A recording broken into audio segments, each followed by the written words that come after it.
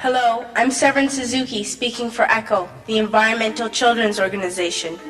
We're a group of 12 and 13-year-olds trying to make a difference. Vanessa Setti, Morgan Geisler, Michelle Quigg, and me.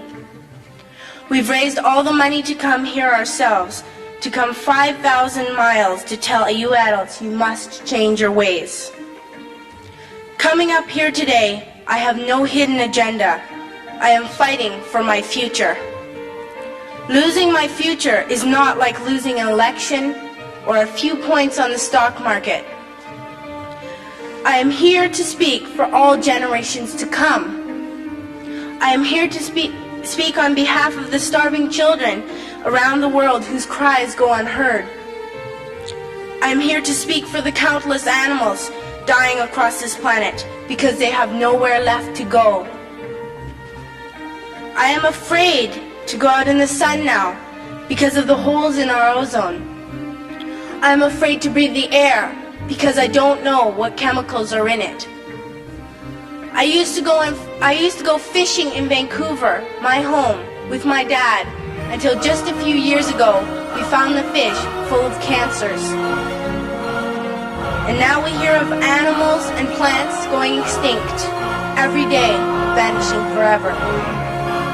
In my life, I have dreamt of seeing the great herds of wild animals, jungles and rainforests full of birds and butterflies.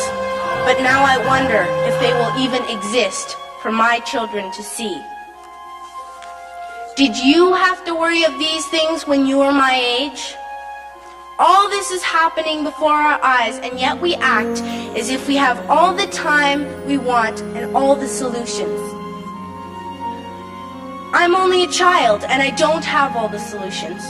But I want you to realize, neither do you.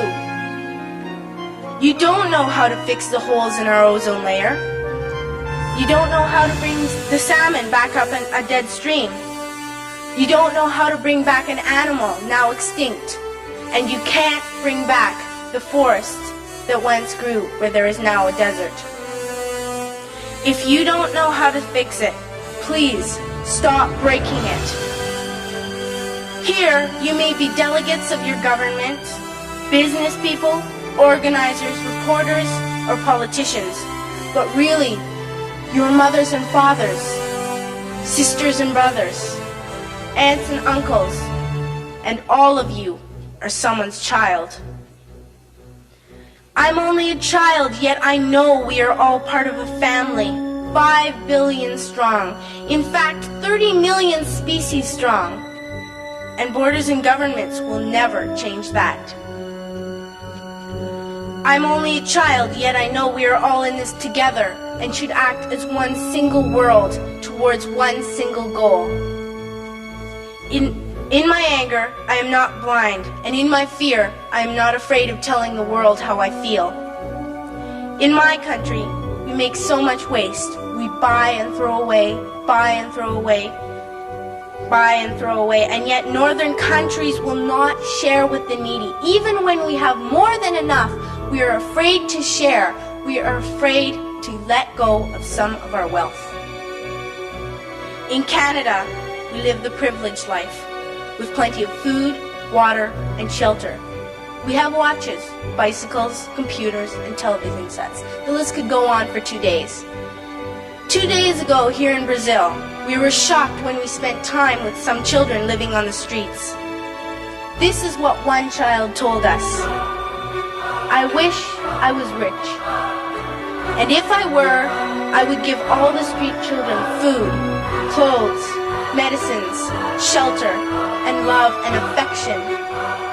If a child on the streets who has nothing is willing to share, why are we who have everything still so greedy? I can't stop thinking that these are children my own age, that it makes a tremendous difference where you are born.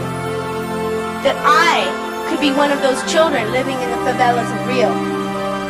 I could be a child starving in Somalia, or a victim of war in the Middle East, or a beggar in India.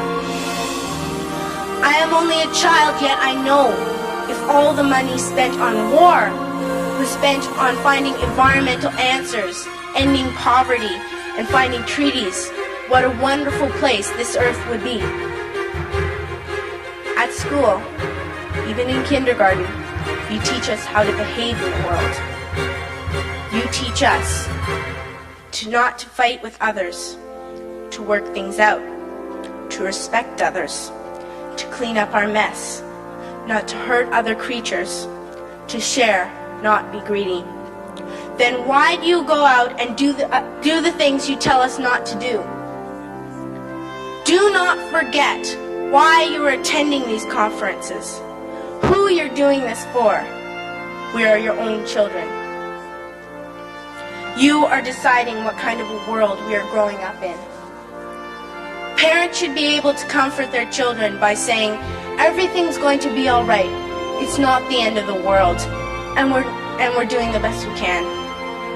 But I don't think you can say that to us anymore. Are we even on your list of priorities? My dad always says, you are what you do, not what you say. Well, what you do makes me cry at night. You grown-ups say you love us, but I challenge you, please, make your actions reflect your words. Thank you.